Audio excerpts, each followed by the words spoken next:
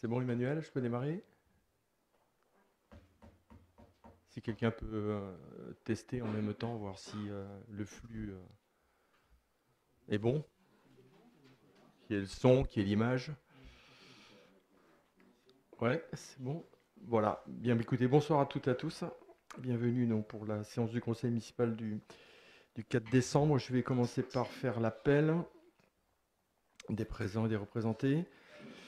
Christian Amat, Fabien André, Alain Barbe présent. Nadège Benaïm Isser est représenté par Nicolas Morin avec une procuration. Bertrand Bonnard, Sébastien Bourrin, Corinne Cabane, Faustine Delambre, Afida El Guédari, Jacques Ferrer, Gonel Garlavé représenté par Jacques Ferrer qui est présent, Martine Galine, Émilie Girard, Linda Caldi, Nicolas Morin, François Michaud, Emmanuel Plat, Marc Solaire, Annie Zabek Donadieu. Parfait. Alors, pour le secrétariat de la séance, dans l'ordre de notre tableau, l'heureuse élue, c'est Linda Caldi. Je vois que tu as pris tout ce qu'il fallait, les stylos et tout. On va tout te transmettre, mais tu as le sac. Parfait. Donc, si personne n'est contre cette proposition du secrétariat de séance, donc, Linda, nous t'apportons la pochette. Je vous rappelle l'ordre du jour, notamment avec l'approbation du procès-verbal de la séance du 18 septembre. Il y aura les décisions prises par le maire dans le cadre de ces délégations. Dans les délibérations, il y aura une convention de partenariat avec la librairie de l'Ours Bleu, convention scolaire pour la piscine intercommunale pour l'année 2024-2025, un avenant au règlement intérieur du Conseil local de la vie associative, une décision modificative numéro 2 au budget 2024, de l'ouverture des crédits budgétaires provisoires en investissement pour 2025, le mandat spécial pour le Congrès des maires, et la présentation ensuite d'un certain nombre de rapports, notamment le rapport d'activité de la communauté de communes du Grand Pic Saint-Loup pour l'année 2023, et les rapports sur le prix, la qualité des services qui seront présentés sur l'eau et l'assainissement. Nous continuerons avec les questions orales qui nous ont été transmises et quelques informations. Tout d'abord, donc, je mets à votre approbation le procès-verbal du dernier conseil municipal, donc pour mémoire du 12 septembre 2024. Et avez-vous des corrections, des modifications à apporter à ce procès-verbal qui a été joint avec votre convocation? Pas de commentaires, pas de corrections à apporter. Très bien.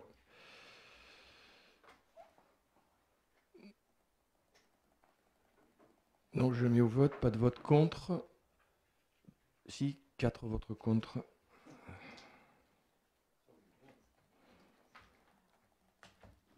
Allez, on avance. Les décisions du maire prises dans le cadre de ces délégations. Alors, tout d'abord, les décisions du maire, notamment sur des honoraires d'avocats sur différents sujets, notamment au niveau ressources humaines. Il y a également de l'urbanisme. Et puis, également une décision qui a été prise concernant des honoraires suite un dossier sur la mobilité réduite avec un recours qui a été déposé par une association, notamment sur le PAV, le plan d'aménagement des voiries et des réseaux de la commune, sur lequel donc nous avons eu un recours. Donc voilà pour les décisions prises en tous les cas sur cette partie qui sont les honoraires. Et puis ensuite, une décision qui est prise envers un fournisseur concernant la signature d'un devis pour une assistance à maîtrise d'ouvrage, notamment en vue d'un marché à bon de commande pour des projets de travaux de voirie et de divers réseaux pour 4 536 €. Voilà. Ensuite, vous donnez. Oui, j'ai signé également concernant des concessions au cimetière. Je vais me dispenser de vous en faire la liste, mais j'ai dû donc signer donc 4 concessions de cimetière depuis le début, notamment depuis le début de l'année. Avez-vous des questions, des remarques à faire sur ces décisions du maire? Pas de commentaires, pas d'intervention? Si, une? Ouais. Ce que vous avez annoncé comme montant, c'est le montant total des décisions ou c'est... Non. Le détail des frais concernant en détail pour le PAV, c'est 1200 euros les charges d'honoraires.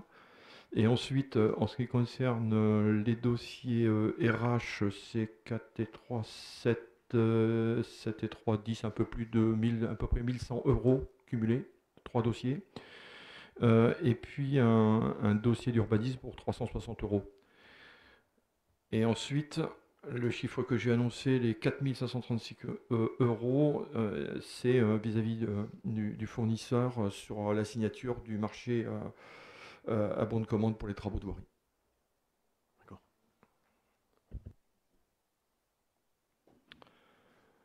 Donc pas de questions, pas de remarques davantage.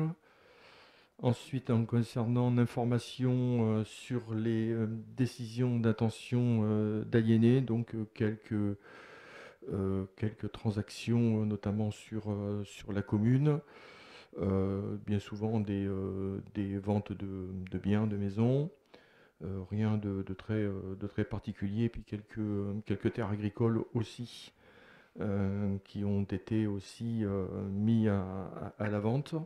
Donc on n'a pas usé du droit notamment de préemption sur l'ensemble de ces transactions.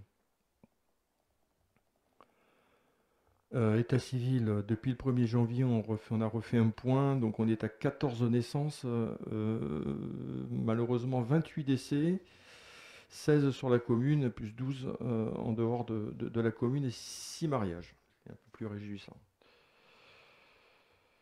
En urbanisme, en ce qui concerne donc les permis de construire, on est donc à 8 permis, déclaration préalable 57, permis modificatif 6, 26 déclarations d'intention d'aliéner et 62 certificats d'urbanisme. Voilà, les dossiers traités par le service urbanisme.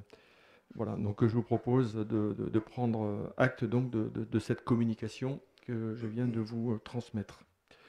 Je passe au premier point de l'ordre du jour, convention de partenariat avec la librairie L'Ours Bleu. Martine, je te laisse présenter le sujet.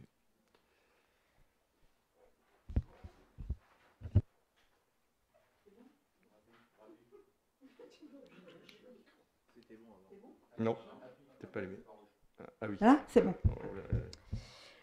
Oui, en effet, depuis 2 ans, la librairie L'Ours Bleu participe régulièrement donc, à des événements à la médiathèque, Jeunesse en livre, présentation littéraire. Donc l'idée, c'est de formaliser cette participation par une convention de partenariat qu'on renouvellera donc, chaque année en fonction des événements qui seront prévus. Pour 2025, on a 3 événements prévus.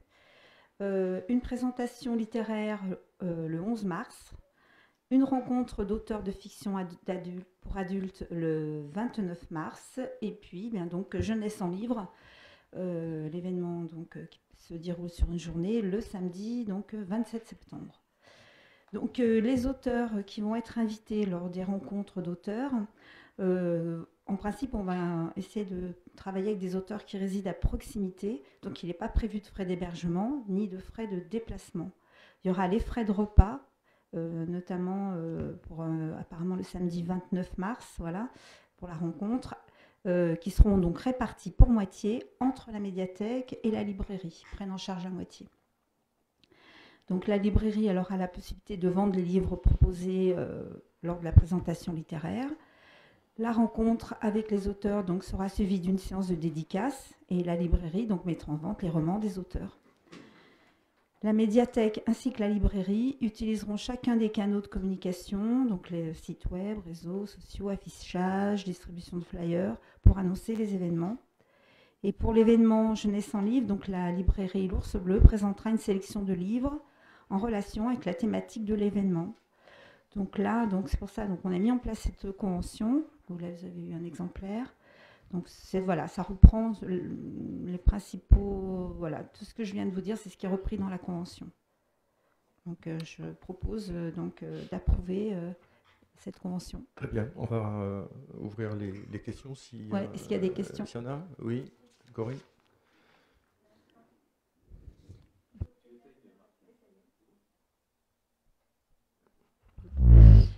Donc la convention reprend donc les points essentiels sur l'organisation de ce partenariat.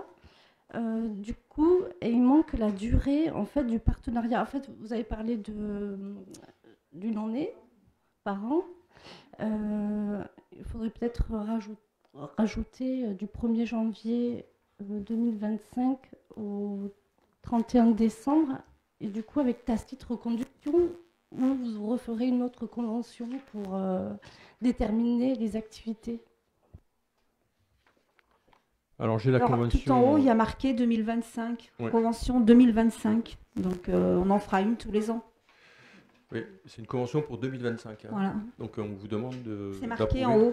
Pour l'instant, ce n'est pas une convention renouvelée. C'est une convention pour 2025. Voilà. Ah, donc, pour 2025, ça commencera le 1er janvier et le 31 décembre. On peut changer les choses, mais 2025. Est-ce qu'il y a d'autres interventions? Oui. Le tarif n'est pas indiqué sur la convention pour le repas. Quel est le tarif maximum que la commune paiera par repas en fait? Au moins 200 ou 300 euros, je pense, pour un bon repas, ouais. Non, on n'en est pas à ce point de détail, je crois que franchement... En fait, une convention, ça reprend, comme je disais, les points essentiels. Oui, mais le prix du repas n'est pas forcément un critère à inscrire dans une convention qui fixe tout simplement un partenariat. C'est pas la convention, c'est pas le repas. Hein, accessoirement, il y aura une prise en charge du repas. Voilà ce que dit la convention. Hein, je crois qu'on va... Voilà. Il y a d'autres questions sur ce point? Bon, je mets donc à votre vote donc la convention de partenariat avec la librairie de l'Ours Bleu. Est-ce qu'il y a des votes contre? Des abstentions? Donc c'est voté, je vous remercie. Convention scolaire 2024-2025. J'aurais pu te laisser d'ailleurs, si tu le veux bien, présenter. Tu as ce qu'il faut ou...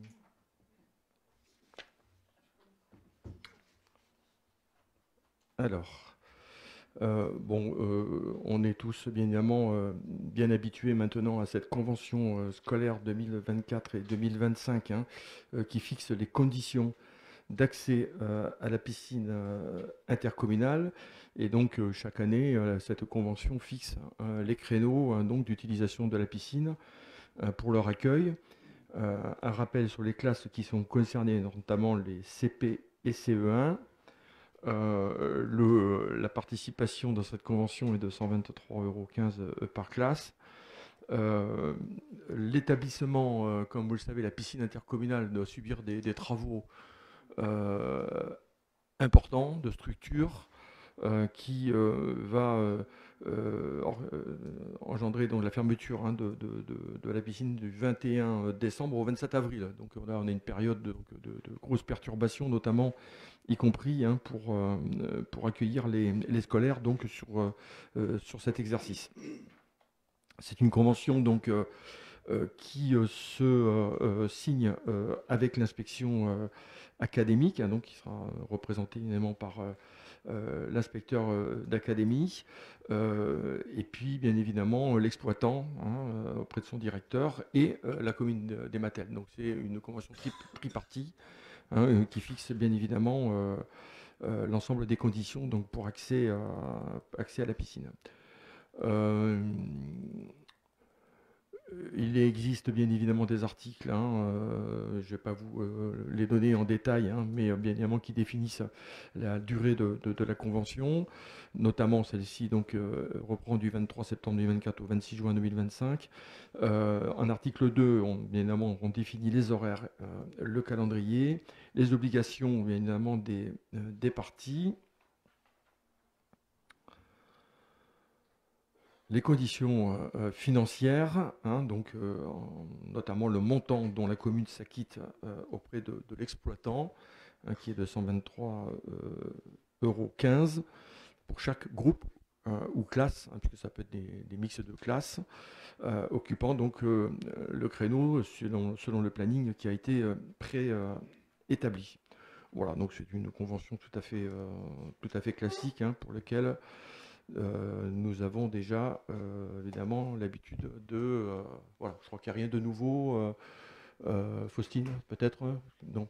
Est-ce que tu as des échos particuliers sur ce point? Oui, c'est bon. Si, pourtant ça devrait aller. Ah, pourquoi il ne marche pas celui-là? Non, redonnez-lui un micro. T'appuies sur le bon, hein. C'était juste sur la précision par rapport à la convention et à la fermeture de la piscine. Ce qui a été dit en conseil d'école, c'est que les CM2 qui avaient du coup subi le Covid en grande section et rentrée de CP étaient positionnés. Il y avait eu du coup une discussion et étaient positionnés pour, si éventuellement les travaux et la réouverture est respectée au 27 avril, les CM2 pourront bénéficier d'une sortie sur une semaine et demie de piscine. Voilà, donc l'idée d'y avoir pensé et de revenir en arrière, on a trouvé ça en tout cas très chouette. Voilà, c'était juste la petite précision. Merci. Est-ce qu'il y a des questions, Monsieur Michaud? Oui, un petit. Oui, on va s'abstenir, je vais vous dire pourquoi. On aurait voté pour si la délibération avait été présentée dans les délais, puisque à la signature, elle est au 6 septembre et qu'on est le 4 décembre. Donc évidemment, une convention intercommunale pour un équipement public, on aurait signé pour, évidemment, ne serait-ce que pour l'intérêt des enfants, évidemment. Et donc, c'était il y a 3 mois, quoi. Donc, pourquoi ne pas avoir soumis cette convention au mois de juin ou au mois d'août? Il y a eu 2 conseils municipaux où il aurait été temps de le faire. Voilà, d'ailleurs, il y a eu la même remarque l'an dernier, pour les mêmes dates à peu près, pour les mêmes raisons. Oui, parce qu'elles arrivent tard dans les communes, tout simplement, vu qu'on est sur un cycle qui se renouvelle chaque année et qui n'inquiète visiblement pas les élus communaux. Mais si ça vous inquiète, je veux bien l'entendre et nous prendrons en considération votre abstention, M. Michaud. Ne vous inquiétez pas. Oui, mais vous nous demandez de voter de manière rétroactive, c'est illégal. On ne vote pas de rétroactive, mais non. Si, c'est rétroactif. Ça fait 3 mois, donc... Il n'y a pas d'interruption à la convention. La convention, elle est renouvelée chaque année. Sauf qu'il y a une signature. Quand même. Vous pouvez... abstenez-vous, c'est mieux. Voilà. C'est très bien. Avez-vous d'autres interventions, questions? Je la mets au vote. Donc, est-ce qu'il y a des votes contre? Des abstentions? 4. Abstentions, c'est noté. Avenant au règlement intérieur du conseil local de la vie associative. Alors, comme vous l'avez compris, donc, suite à la dernière délibération prise le 18 septembre dernier, donc nous avons en effet dû retravailler un petit peu certains points du règlement et la charte notamment, mais qui va bien évidemment vivre avec le développement de la structure. Il y aura forcément des évolutions sur ce conseil local de la vie associative lorsqu'il sera installé. Pour autant, on y a quand même apporté quelques petites précisions ces dernières semaines, notamment au contact des associations avec lesquelles nous avons été en relation ces dernières semaines, et pour permettre également aussi de fluidifier à la fois l'installation et de garantir un fonctionnement, on va dire, dans les délais que nous avions fixés. Notamment, la première commission donc, plénière du SLVA se produira le 13 décembre à 18 h, comme nous l'avions prévu. À cette occasion, donc, sera désigné les représentants donc, du bureau. Donc, nous avons reçu les candidatures. Donc, il y aura un vote donc, à réaliser donc, vendredi de la semaine prochaine à 18 h pour pouvoir installer donc, le bureau du CLVA, qui est la première étape, je dirais, pour la mise en œuvre de cette structure. Nous avons opéré quelques petites modifications, notamment sur le nombre de sièges, puisqu'il était prévu à 8, nous l'avons ramené à 6. Et rappelez-vous, nous l'avions structuré aussi par catégorie d'activité. Nous avons noyé les catégories, ça rend, je dirais, l'organisation du CLVA plus simple. Donc les catégories ne sont plus maintenant présentes. Donc nous avons, comme je vous l'ai dit, 8 candidats donc, pour 6 sièges. Donc il y aura donc vote qui va s'organiser, que nous sommes en train de préparer pour désigner les 6 représentants de la vie associative de notre commune. Je vérifie encore. Donc ça fera en tout 9 représentants au bureau, 6 des associations et 3 de la mairie, donc moi-même, l'adjoint donc en charge des associations Bertrand Bonnard et Martine Galine, conseillère municipale en charge de la culture. Pour les autres modifications, je vais essayer de vous les donner. Dans les secteurs, je vous l'ai dit déjà, on les a supprimés. On a ajouté des petites choses, notamment concernant les représentants titulaires, qui puissent être quand même représentés derrière en cas d'absence. Et on a donné une précision notamment aussi sur quelles sont les associations donc, qui peuvent intégrer donc, le conseil local de la vie associative. Et nous avons précisé en effet que l'association ait son siège ou exerce son activité exclusivement au Mattel. Voilà, ce qui exclut la problématique de la boîte postale chez une personne habitant au Mattel et qui en fait n'a pas d'activité en soi sur la commune ou inversement. Le bureau, je vous en ai parlé. Et je crois que le tableau indicatif de répartition des associations par thématique, donc lui aussi est supprimé, puisqu'il n'est pas utile de l'afficher, au même titre que la liste des associations est quelque chose de vivant et qui, bien évidemment, on ne va pas revenir en permanence sur le règlement à chaque fois qu'il y aura une association de plus ou de moins. Donc ça ne sera plus une annexe plutôt qu'intégré, je dirais, dans le corps de la convention. Je regarde s'il y a d'autres choses, mais je crois que c'est tout. Je vous ai donné, je crois, les grandes lignes des évolutions donc de l'avenant donc du règlement du Conseil local de la vie associative. Je rappellerai juste ici que toutes les associations ont été donc contactées et que nous avons eu le retour à la fois de la charte d'engagement et également de la désignation pour certaines de participer ou pas au bureau. Est-ce que ça suscite des questions? Oui.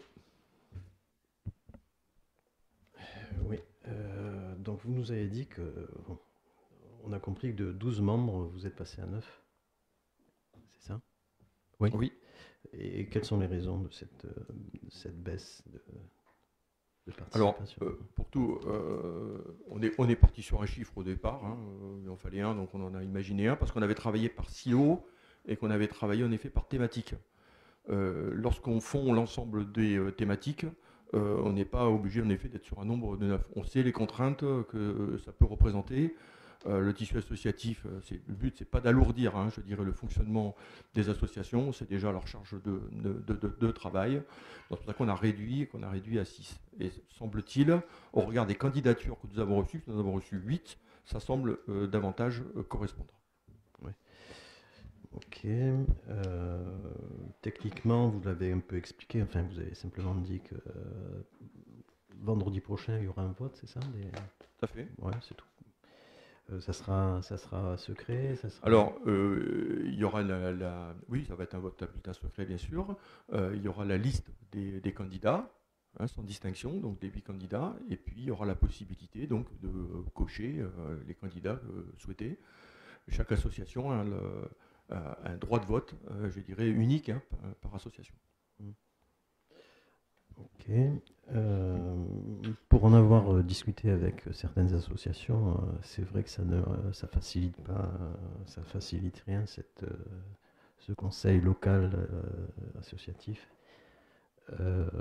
Ils trouvent la plupart que c'est une usine à gaz, quoi, et que ça facilite rien, quoi. Voilà. Alors, je m'inscris en faux.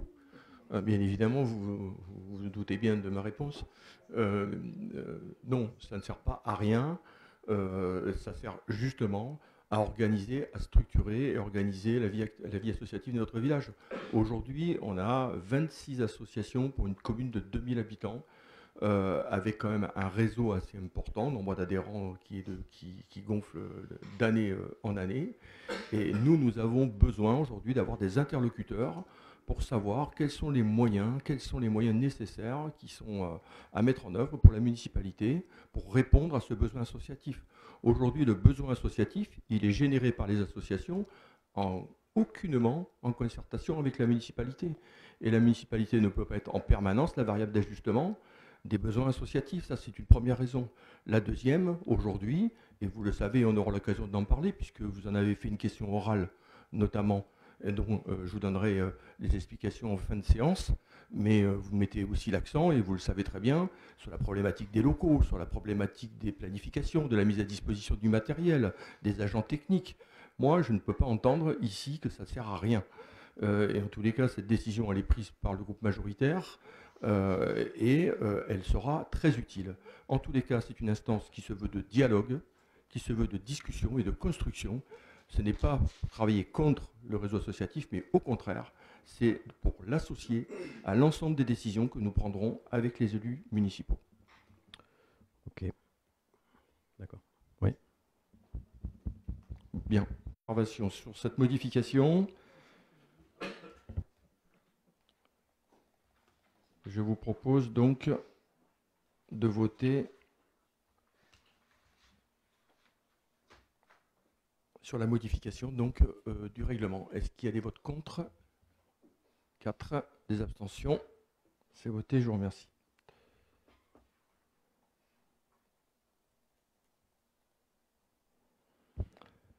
Alors, point 4, décision modificative numéro 2. Alors, la commune impute notamment les frais d'études en vue de la réalisation d'investissements au compte 2031. C'est un peu technique, je suis désolé pour les auditeurs.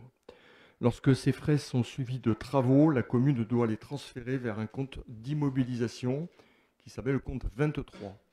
Puisque les études feront partie donc, du coût de revient de l'immobilisation au même titre que les travaux, pour ce faire, la commune doit donc émettre un titre au compte 2031 chapitre 40 et un mandat au compte 23 chapitre 041.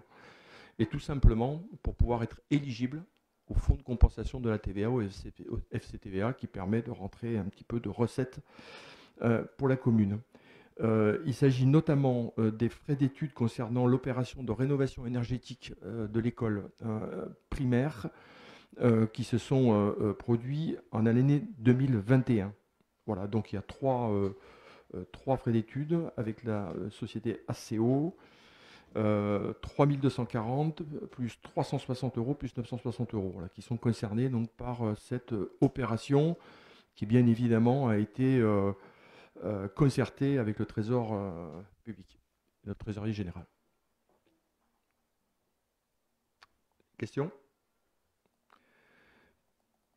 Pas de questions, donc je mets au vote cette proposition. Est-ce qu'il y a des votes contre? 4. Des abstentions?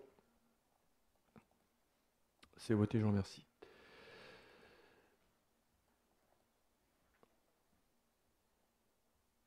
Ensuite, ouverture des crédits budgétaires provisoires en investissement pour 2025. Bon, vous connaissez la procédure, hein, vu que le vote du budget s'exécute donc au mois d'avril donc de l'année suivante. Donc on clôturera bien évidemment les comptes comme d'habitude à l'année 2024, mais il s'agit de pouvoir continuer à travailler sur les 4 premiers mois de l'année, enfin du moins jusqu'à le vote du budget. Donc il y a tout simplement une procédure et une délibération qui est nécessaire, permettant d'ouvrir donc des crédits budgétaires provisoires en investissement pour l'année à venir.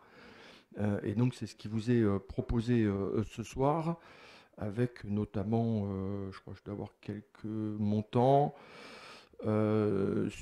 Alors c'est 25% en fait, hein, des montants du budget de l'année en cours, hein.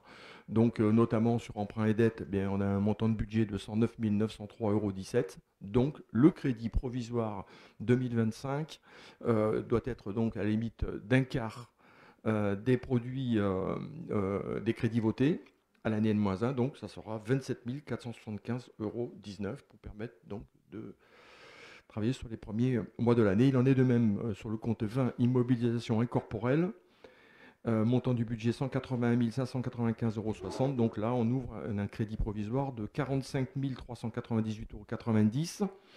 Et pour les immobilisations corporelles, donc les investissements, 2 333 550,96 €. Donc crédit provisoire 2025, 583 387,74 €. Voilà, donc il s'agit de délibérer pour ouvrir donc ces crédits provisoires pour le début d'année 2025. Y a-t-il des remarques, questions? Je mets au vote s'il y a des votes contre.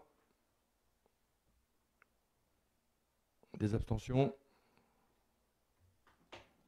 Vous savez que c'est une procédure qui est encadrée, hein. Vous votez contre, mais par principe, vous pouvez aussi bloquer la commune, hein, mais c'est tout de même un petit peu gênant quand même. C'est encadré par le comptable public quand même, ces procédures. Vous devriez vous renseigner avant de voter contre. Vous le savez, et vous votez contre quand même. Du budget. Quel principe? Ouais, sur le principe du budget. Mais le budget, vous ne le votez jamais de toute façon. Ben, c'est pour ça. Oui, suit la logique, ça suit notre logique. Vous avez raison, vous avez une très très bonne logique. Je vous remercie. Écoutez, chacun a sa logique, hein. Vous Chacun avez sa la logique. vôtre, nous, la nôtre. Mais moi, je vous fais quand même l'observation, j'ai le droit de le faire. Merci. Je vous en prie. Mandat spécial, congrès des maires. Alors, sachant qu'entre-temps, on avait modifié les délégations, hein, du maire, notamment, le cadre de ces délégations. Donc, je pouvais me dispenser ce soir, en effet, de vous présenter le mandat spécial donc, concernant le congrès des maires. Mais comme nous l'avions programmé, je le fais volontiers. Donc, il s'agit là tout simplement de couvrir les frais de déplacement donc, au congrès des maires des deux adjoints qui m'ont accompagné, Christian Amat et Bertrand Bonnard, donc au 106e congrès des maires qui s'est tenu donc à Paris du 18 au 21 novembre, et de prendre en charge à minima les frais de transport et d'hôtel pendant ce séjour des deux élus, sachant que les frais du maire ont été cette année pris en charge par la communauté de communes du Grand Pic Saint-Loup, puisque j'étais intervenant dans le cadre du congrès pour le compte de la communauté de communes. Donc mes frais ont été pris, donc il n'y a les frais à en prendre en compte que ceux de monsieur Christian Amat, premier adjoint, et Bertrand Bonnard, troisième adjoint au maire. Voilà, donc je mets au vote cette proposition. Des votes contre, je suppose que oui. Voilà. Des abstentions, il n'y en a pas, je vous remercie. Pardon ? Je retire ce qu'on a dit. Non. On ne vote pas. On vote pas puisque vous nous faites passer cette délibération par anticipation. Donc c'est a posteriori, donc c'est pas possible. C'est pareil. Hein. C'est comme la piscine. C'est pour ça que je l'avais noté, on l'avait dans le truc. Je vous l'informe comme ça, au moins on donc pourra on pas ne dire. prend pas part au vote, voilà, puisque c'est une délibération illégale. Voilà. Ne prend pas part au vote. Voilà, c'est très bien. Voilà. Parfait. Ensuite. Oui.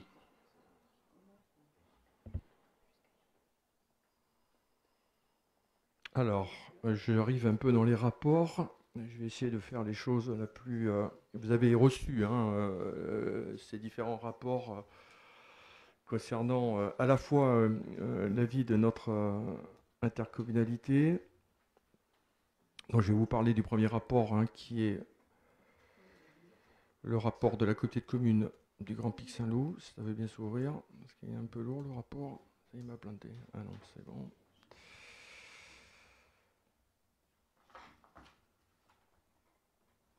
Alors, je vais rappeler quelques grandes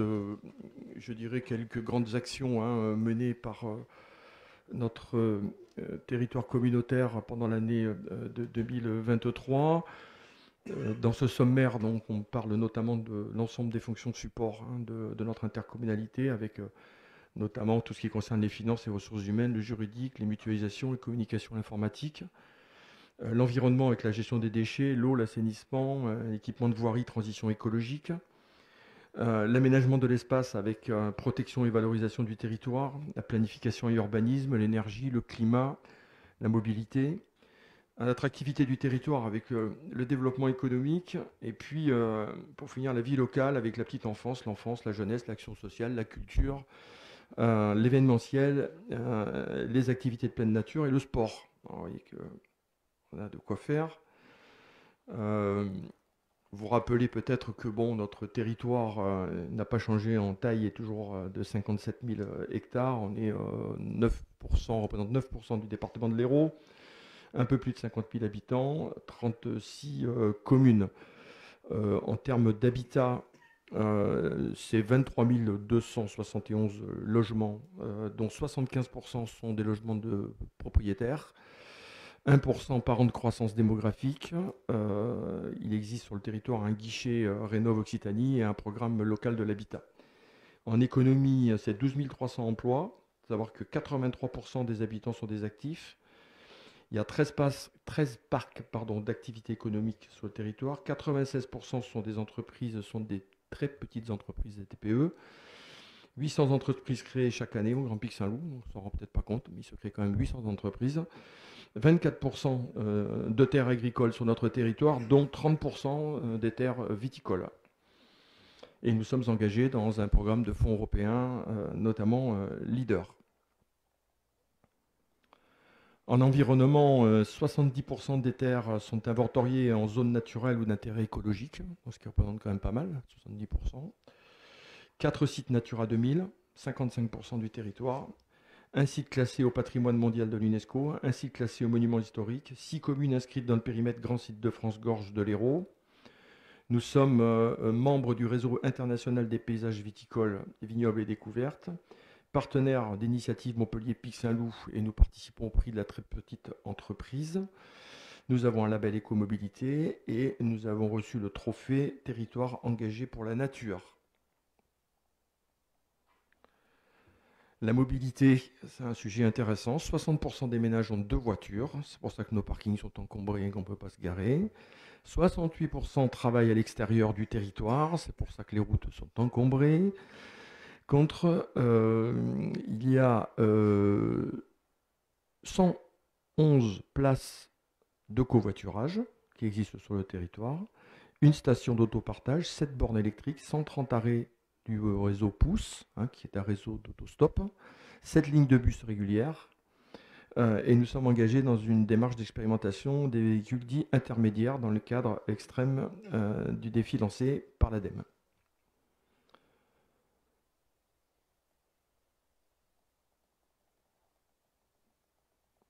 Un petit rappel des compétences obligatoires de la communauté de communes, qui sont notamment l'aménagement de l'espace communautaire, le développement économique, la gestion des milieux aquatiques et prévention des inondations, ce qu'on appelle la GEMAPI, c'est davantage connu sous ce nom, aménagement, entretien et gestion des aires d'accueil du gens du voyage et des terrains familiaux locatifs, la collecte, le traitement des déchets ménagers assimilés, l'assainissement des eaux usées et l'eau. Ça, ce sont les compétences obligatoires. Et nous avons en plus des compétences facultatives, voire supplémentaires, avec l'eau brute, la protection et la mise en valeur de l'environnement, les politiques du logement et du cadre de vie, création, aménagement et entretien de laborie d'intérêt communautaire, création et gestion de maisons de services au public, action sociale d'intérêt communautaire, construction, entretien et fonctionnement d'équipements culturels et sportifs d'intérêt communautaire, animation sportive, culturelle, touristique et de loisirs, gestion de la chambre funéraire intercommunale et compétences hors GEMAPI. En ce qui concerne le budget, pour vous donner une idée de la masse, c'est 80 millions d'euros, tout budget cumulé, avec un effort d'investissement soutenu pour 2023 de un peu plus de 21 millions d'euros.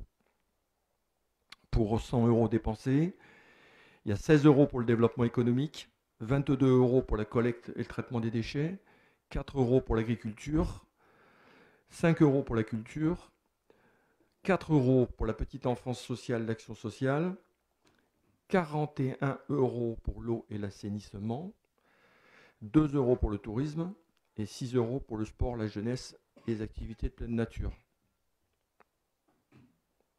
Donc vous voyez que les deux gros postes de la communauté, c'est notamment l'eau, l'assainissement et la collecte et traitement des déchets, qui sont deux compétences qui sont exercées notamment pour la collecte des déchets déjà en régie intercommunale et pour l'eau et l'assainissement qui sera en régie intercommunale à compter du 1er janvier 2025.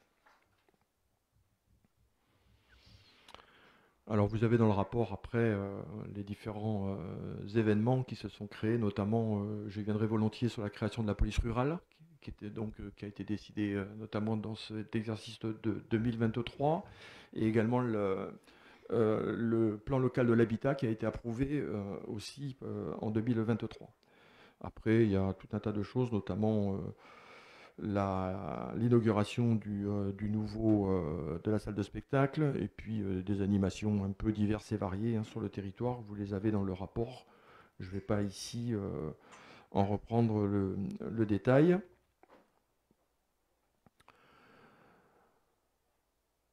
Là, je vous ai déjà donné ça. Je ne vais pas alourdir trop la présentation. Voilà, je pense vous donner déjà ces éléments-là comme éléments principaux. Peut-être un petit point sur les ressources humaines.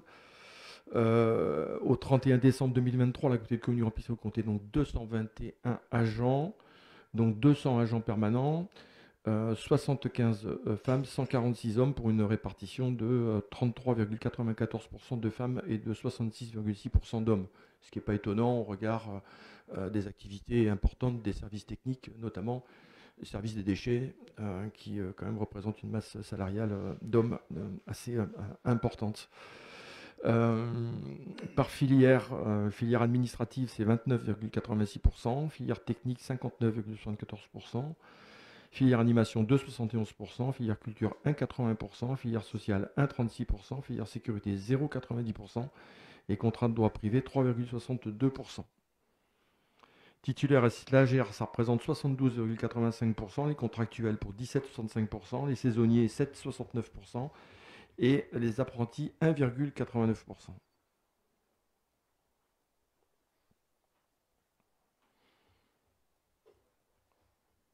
Voilà, alors après j'ai le détail par service, mais je vais vous épargner tout ça parce que ça serait beaucoup trop long et peut-être aussi pénible.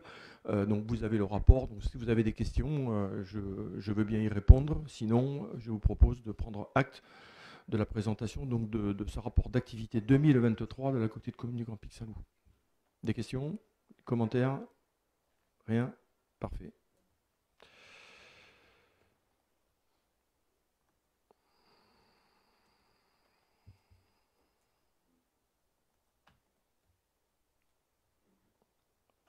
Alors les rapports sur le prix, la qualité du service, alors là il y en a pas mal. Hein. On va essayer de faire les choses.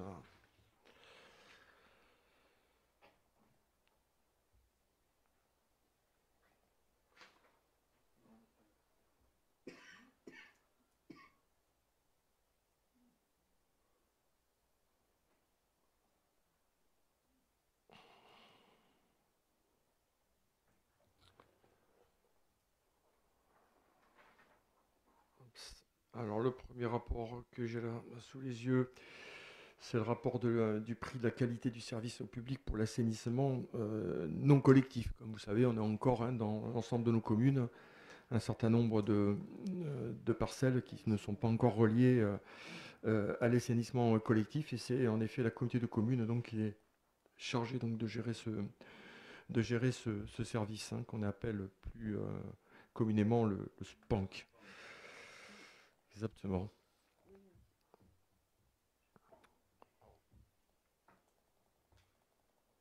Bon, c'est assez. On assure cette prestation pour l'ensemble des communes, hein, de la communauté de communes, pour les 36 communes. Donc, bien évidemment, y compris pour notre Matel. Bon, ce sont des contrôles qui se font régulièrement et permanents, hein, auprès de nos administrés. L'objectif est bien évidemment de s'assurer du contrôle, hein, et du bon fonctionnement des stations individuelles qui parfois posent quelques petites difficultés. En ce qui concerne notre commune des Matel, est-ce que je la retrouve là-dedans?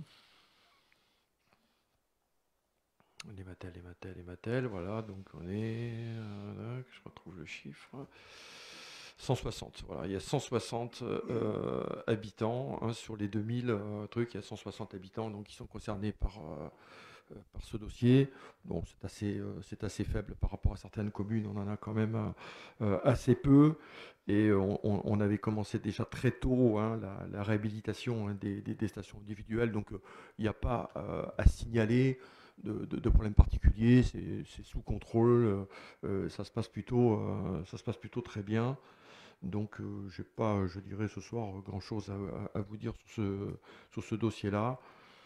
C'est bien suivi, les visites de diagnostic se font, les administrés font des réparations lorsque c'est nécessaire, et on essaye de les accompagner en tous les cas au mieux lorsqu'il faut faire des réhabilitations, ce qui est parfois le cas, et qui peuvent être coûteuses, surtout lorsqu'il faut remplacer l'ensemble de l'installation, ce qui est parfois le cas, de voir s'il n'y a pas une possibilité de raccordement au réseau public, qui est quand même parfois un moindre mal par rapport au fait d'avoir à refaire une station d'épuration, avec notamment les travaux que ça nécessite et les perturbations en termes d'aménagement, puisque généralement les jardins en souffrent de manière assez importante.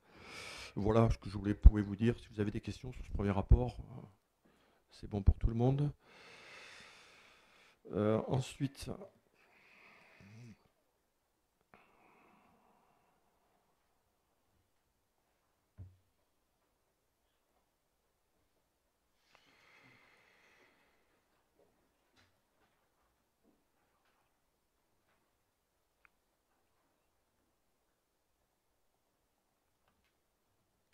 c'est le rapport sur le prix et la qualité du service public, donc de l'eau potable.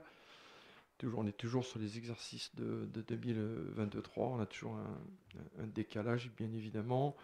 Bon, vous rappelez que la communauté de communes a pris cette compétence au 1er janvier 2018, hein, après qu'on nous a demandé et réclamé, notamment les services de la préfecture, de dissoudre le syndicat mixte de l'eau et de l'assainissement, que visiblement aujourd'hui il semble revenir un peu en arrière sur notamment la survie des syndicats, mais bon, la vie est ainsi faite. Le syndicat donc, a donc été dissous et le transfert de la compétence a été activé donc, au 1er janvier 2018 dans le cadre de la loi NOTRe, notamment celle qu'il avait prescrit. Donc, on a sur ce service de l'eau potable 26 communes qui sont concernées, sachant qu'on a 10 communes de notre territoire du Grand Pic Saint-Loup qui sont attachées au syndicat Garrigue Campagne. Hein, donc, il n'y a que 26 communes qui sont concernées par ce service de l'eau. Il existe bien évidemment un maillage, je dirais, assez important, hein, sur le territoire, qui se poursuit d'ailleurs, puisque nous sommes en train de travailler notamment sur toutes les interactions, hein, sur la distribution de l'eau potable, de manière à ce qu'il n'y ait pas de rupture, hein, d'approvisionnement en eau, et que tous les secteurs puissent être interconnectés en cas de besoin. Hein, ce sont des décisions prises suite notamment à la crise que nous avons vécue les 2 dernières années, notamment 2022-2023, qui ont été plus significatives en matière de distribution d'eau potable. Donc les travaux continuent. La commune des Matel, bon, comme vous le savez, on a des ressources ici, mais ce n'est plus les nôtres maintenant, ce sont les ressources du territoire. On est content d'en faire profiter un peu tout le monde. Vous voulez dire quoi? Je vous parlerai un petit peu chiffres un petit peu tout à l'heure, parce que je crois que c'est surtout ce qui peut vous intéresser. Ah, voilà, je voulais vous donner cette répartition tout de même de la ressource sur le territoire. Pour ces 26 communes, 50% de l'eau vient de la source du Lez en distribution, 19,82% vient du Boulidou, 11,5% la Buffette, 7% Garrigue Campagne, donc le syndicat à qui on achète de l'eau, le Frouzet 6,86%, le Fenouillet 2,53%, le forage des écoles 1,89%, et puis il y a quelques petits captages là, notamment du côté de la Buège, à Brissac même, ou dans la Buège encore avec le Méjanel, et l'interconnexion 3e, mais qui est zéro en pourcentage. Donc vous voyez que la ressource de la commune d'Ematel, qui est le Boulidou, à 19,82%, n'est pas neutre, je dirais, dans l'approvisionnement, la ressource d'approvisionnement pour le territoire en eau potable. C'est toujours bon d'en être conscient. C'est 18 174 abonnés, donc avec 2 984 000 mètres cubes vendus. Voilà. Bon, ça ne vous parle pas beaucoup, bien évidemment, par rapport à ce qu'on peut imaginer.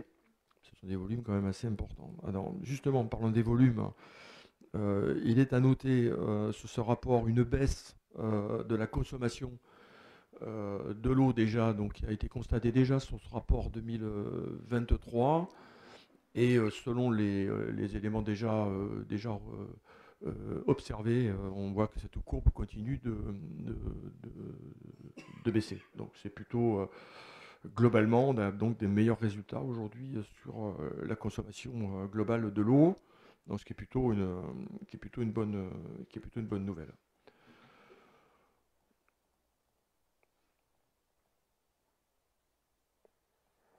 Ça, je l'ai déjà fait. Ça, c'est fait aussi.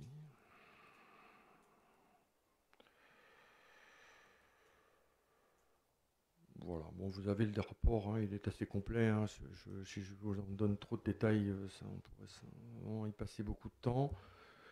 Je vous propose, si vous êtes d'accord, de répondre à vos questions si vous le souhaitez.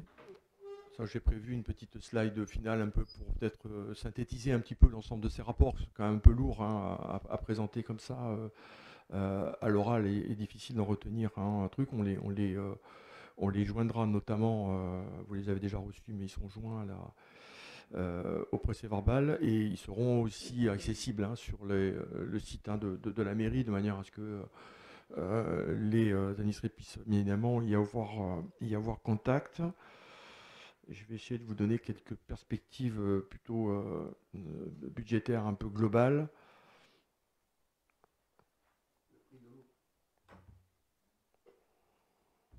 Alors le prix de l'eau aujourd'hui, comme vous le savez, il va y avoir des évolutions du fait du passage en régie au 1er janvier 2025.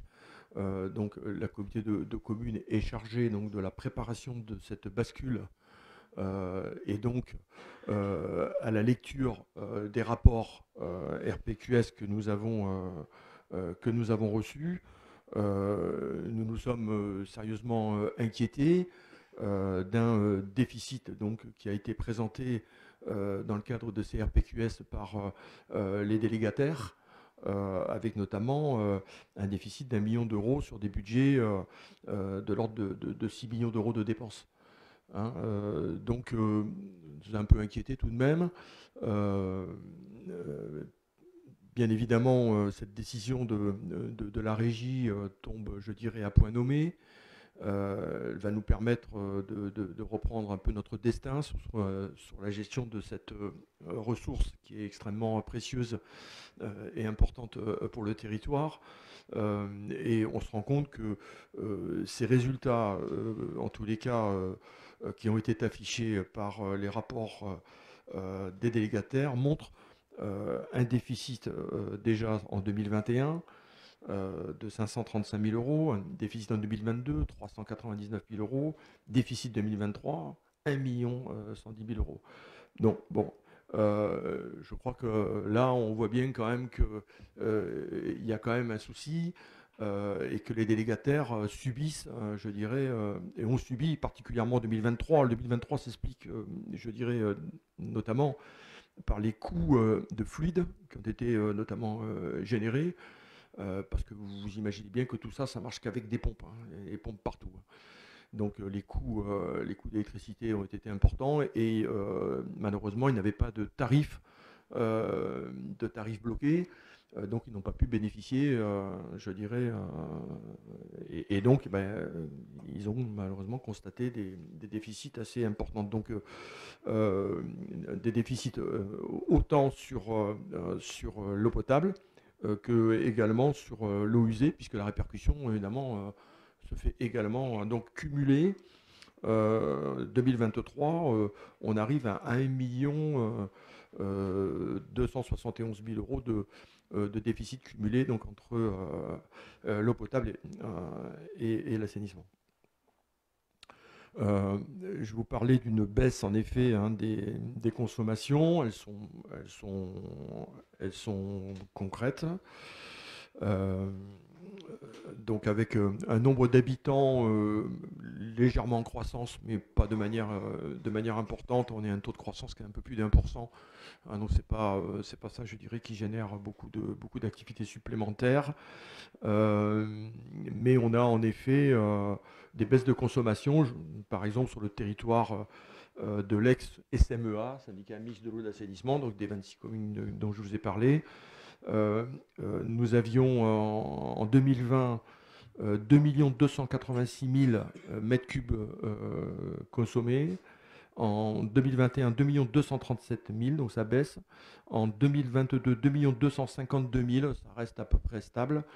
Et en 2023, 2 143 000. Donc il y a vraiment, on voit bien là une baisse qui est significative et qu'il faudra bien évidemment surveiller. Avec un nombre d'abonnés, comme je vous disais, qui est quand même peu évolutif, puisque entre 2022 et 2023, nous avons à peine 200 abonnés supplémentaires. C'est très peu.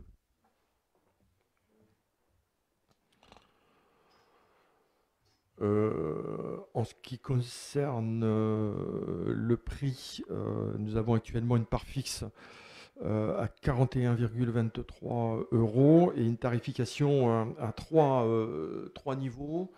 Tarification de 1 à 30 mètres cubes avec un coût au mètre cube à 0,835 €. De 31 à 750 mètres cubes à 1,702 mètres cubes. Au-delà de 750 mètres cubes, une tarification à 1,95 €. Voilà. Donc sur le territoire, la difficulté que nous aurons à avoir pour les tarifications 2025, c'est d'unifier les tarifs, parce que c'est quand même l'objectif d'une régie, c'est d'avoir des tarifs unifiés et trouver la bonne formule de calcul, hein, à la fois pour assurer d'avoir les budgets suffisants pour payer bien évidemment à la fois le service, les salariés, et puis également d'évaluer les besoins, notamment en investissement, qui restent extrêmement importants encore en matière d'eau et d'assainissement, avec des stations d'épuration notamment à restaurer, à refaire. Il y en a un certain autre, la nôtre d'ailleurs en fait partie. Hein. Elle a plus de 2001, ouais, c'est ça, c'est la durée de mon mandat, donc c'est à peu près ça, 25 ans. Donc elle commence un peu à être fatiguée, même si elle était donnée pour 2500 équivalents habitants, mais bon, voilà, il faudra. Donc on fait partie des communes qui auront des travaux sur la station d'épuration dans les années prochaines. Oui. J'avais lu la convention, il me semble, l'an dernier. Il était question aussi de prendre des prestataires de services extérieurs. Est-ce que ça sera toujours le cas? Parce qu'il me semblait que vous ne pouviez pas assurer toute la technicité par rapport à l'entretien. Et Oui, la régie n'implique pas de prendre 100% de l'activité de l'eau et l'assainissement. C'est en effet, il faut s'entourer de prestataires de services. C'est tout un travail qui est en train de se faire avec notamment des consultations et des marchés qui s'exécutent actuellement. Il y en a déjà un certain nombre qui sont bouclés, il y en a qui sont en cours, il y a encore beaucoup de travail, mais évidemment il y aura des prestataires aussi évidemment, pour nous accompagner. Voilà. Même si on transfère une grande partie, on va dire, des salariés de la SOR qui vraiment rejoindre la communauté de communes, mais ils avaient des prestataires, donc on continuera à fonctionner de la même manière. Je l'ai certainement, Christian, mais là je ne l'ai pas relevé ce soir. Globalement, ils sont au-delà de 80%, ce qui est quand même plutôt satisfaisant. On parlait des taux de rendement des réseaux. Je ne les ai pas en détail, mais nous, on est à peu près dans cette fourchette-là. Je l'avais observé pour notre communauté Mattel. En moyenne, on est à peu près 80%. Ce qui est plutôt quand même un résultat plutôt très satisfaisant. On a quelques secteurs qui sont un petit peu plus déficients, mais globalement, les résultats sont plutôt bons. Quand on fait les objectifs d'amélioration du rendement, ils sont de l'ordre de 1% par an. Pour vous dire un peu la difficulté de résoudre les problématiques de réseau. Hormis le coût, je vais même sur la technicité d'identification des fuites et les réparations. 1%, vous voyez, c'est pas beaucoup, c'est pas des objectifs très importants, mais c'est pas la peine d'en mettre trop parce qu'on n'arrive pas à les suivre. Avez-vous d'autres questions sur ces rapports? Sinon, je vous propose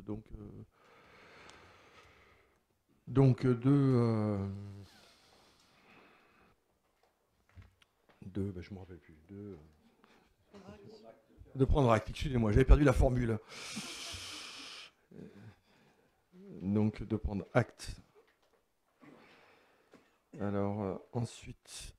Alors, on arrive aux questions orales. Ici, c'est vous, monsieur Michaud? Allez-y, on vous écoute. En tout cas, pour la première, oui. Ce qui concerne donc l'entretien des locaux de l'ancienne école maternelle. Donc actuellement, l'ancienne école maternelle est utilisée, vous le savez, pour diverses activités, réunions, activités associatives, dons du sang, etc. Les utilisateurs et nous-mêmes sommes inquiets de l'état d'entretien de ces locaux, plafonds dégradés suite à des infiltrations, vitres cassées non remplacées, sanitaires en mauvais état, lieux de stockage de matériel non approprié, hygiène des locaux, etc. La question est la suivante: afin d'assurer la sécurité et le confort des utilisateurs, est-ce que des travaux de maintenance sont prochainement prévus dans ces locaux? Alors, je vais faire votre question, bien évidemment. J'entends beaucoup de questionnements, notamment sur ces locaux de l'ancienne école. D'ailleurs, notamment depuis l'incendie consécutif à l'incendie à l'école primaire. Jusque-là, je n'avais aucune question, demande ou précision sur l'utilisation de ces locaux. Je rappelle que ces locaux, c'est l'ancienne école maternelle, que l'école maternelle a été déplacée pour des raisons que vous connaissez. Si les locaux étaient parfaits, l'école serait restée. On ne s'amuse pas à créer des écoles pour le plaisir. Donc ces locaux, ils étaient normalement destinés à être fermés. Sous la pression des besoins de la commune en termes de locaux, on a accepté de réouvrir une salle, puis une deuxième, puis une troisième, puis finalement une quatrième. Donc finalement, l'école a servi un peu de réceptacle à la croissance des activités associatives de notre commune. Nous, on a fait pour le mieux. On a fait pour le mieux. Les conditions d'utilisation des salles, on s'en est jamais caché et tout le monde les connaît. Tout le monde les connaît. Ce n'est pas un scoop aujourd'hui de déclarer ici en séance que l'ancienne école maternelle présente des signes de vétusté. Je vous remercie de me rappeler ici en conseil municipal l'inquiétude des utilisateurs. Mais vous me mettez devant une situation délicate. voire même difficile. Que faire? Alors, j'ai pris des décisions. Je vais faire contrôler ce bâtiment. Ça sera fait très rapidement. Et j'en aurai bien évidemment des conclusions dont je prendrai acte. Ça risque de ne pas nous faire plaisir. Parce qu'entre des bâtiments qui sont certes vieillissants, où peut-être les conditions ne sont pas optimales, mais où malgré tout, il n'y a aucun danger, je pense que nous allons avoir des mauvaises surprises. Et mon inquiétude, elle n'est pas pour moi, hein, parce que moi, vous savez, de gérer un bâtiment qui n'est pas adapté, je le sais très bien, qui nous coûte une fortune en entretien, en chauffage notamment, en nettoyage et diverses, je vous garantis, celui qui sera pénalisé, ce ne sera ni le maire, ni l'équipe municipale. Donc moi, on m'alerte, très bien, j'exécute. Vous savez, le principe de précaution, je vais maintenant l'activer. Par le passé, j'ai toujours pris en considération que c'était un peu finalement, oui, quand on est maire, on a quelques prises de risques à prendre. Je sais que tout n'est pas parfait. Et si vous voulez que tout soit parfait, ça peut l'être. Et moi, je dormirai certainement plus tranquille. Donc, je prends en considération votre question orale, Monsieur Michaud. Et voilà la réponse que je formule aujourd'hui. Et j'aurai, je l'espère, très rapidement, le résultat. Si vraiment il y a le moindre risque, en tous les cas, si c'est signalé comme cela, je la ferme. Je la ferme. Je ne peux pas vous répondre autre chose aujourd'hui. Non, j'ai juste une question. Quand vous parlez de contrôle, quel type de contrôle et par quelle structure? Voilà, c'est tout. Alors, il y aura deux contrôles. Il y a le DTA, qui va être refait, là. Ça y est, toute une série de DTA qui sont relancés là, sur tous les bâtiments de la commune. Et il y aura derrière la commission de sécurité. Détection technique amiante. D'accord? Ce sont les deux procédures qui seront engagées.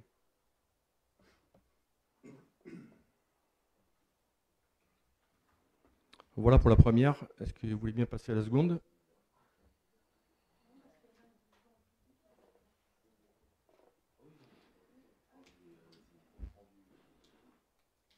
Je vous laisse intervenir sur la deuxième. Le conseil municipal d'Ematel a voté la mise en place des astreintes le 8 février 2023. Donc nous vous demandons de bien vouloir nous faire un bilan de ce service. Quels ont été les types d'interventions dans un premier temps, leur nombre au pluriel, le coût global engagé par la commune depuis son installation. Alors en effet, nous avons pris une délibération au 8 février 2023 et les astreintes ont débuté en avril 2023. Vous aviez voté contre, d'accord, je crois, sur ce principe d'astreinte, si j'ai bonne mémoire. Depuis, nous avons donc un total de 36 semaines d'astreinte en 2023 et il y en a eu 48 semaines en 2024, à la date du conseil. Le coût est de 159,20 € par semaine d'astreinte. Donc, bon, je peux vous laisser faire le calcul, mais ça fait 84 multiplié par 159,20. Donc, je vais le faire pour le public. Ça fait 13 372,80 € pour être très précis. Les heures générées, elles sont soit indemnisées, soit récupérées, comme le prévoit la délibération. Hein, donc, tout dépend de la période, de la disponibilité des agents. Quand on peut les faire récupérer, on les fait récupérer. C'est toujours mieux. Sinon, bien évidemment, on procède au paiement. Donc sur le fait de s'être déplacé et intervenu. En ce qui concerne les interventions, en 2023, nous en avons eu 53 interventions et les interventions de 2024, nous en avons eu 82. Donc, comme vous pouvez vous en rendre compte, c'est loin d'être inutile. Et je rappelle ici que l'astreinte est le seul moyen pour le maire, notamment, de mobiliser ses services en cas de besoin. Et ce besoin, c'est pas de déplacer une table ou une chaise. Ce sont des besoins qui sont bien évidemment nécessaires et il n'appartient pas aux élus de faire des choses qui ne sont pas de leur ressort.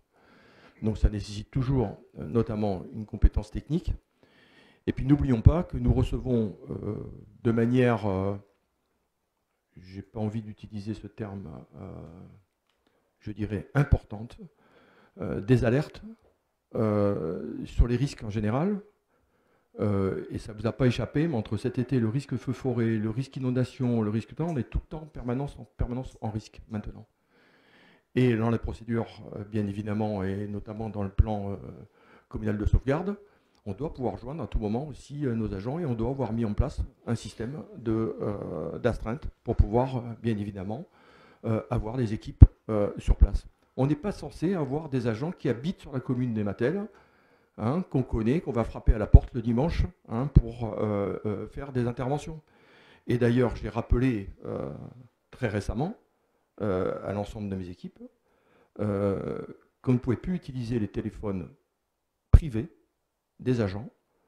Il y a un numéro d'astreinte et seul ce numéro d'astreinte peut être utilisé en cas d'urgence. Les premières personnes à appeler, c'est les urgences classiques. Les pompiers, le SAMU, c'est eux les premières personnes à contacter. Les services techniques, c'est une intervention d'ordre technique. Voilà ce que je pouvais apporter comme réponse à votre questionnement sur le nombre et la qualité des interventions qui ont eu lieu. Informations diverses. Il y a le marché des potiers ce week-end, Martine et Bertrand, pardon, je voudrais regarder, mais en fait c'est Bertrand et Bertrand. Donc c'est l'équipe. Donc 2 jours, c'est ça, oui. Donc samedi, dimanche. Donc on fera une petite temps inaugural samedi comme d'habitude à 11h30 sur le Boulodrome. Venez nombreux pour cette belle manifestation autour de la poterie. On prépare les festivités de Noël. Je remercie tous ceux qui ont participé, notamment pour décorer la commune, notamment avec les apports de sapins. Donc merci au service technique, Emmanuel aussi qui s'en est chargé. Et puis remercier également les services de la coopérative d'électricité pour l'installation des lumières, c'est ça, Christian, parce que notre village est quand même un des villages, je trouve, qui est plutôt bien décoré. Vous avez vu, on a fait en sorte quand même qu'on passe de bonnes fêtes dans une bonne ambiance. Ce moment de Noël, c'est un moment festif, voilà, donc c'est important. Vivre dans le noir toute l'année, c'est bien.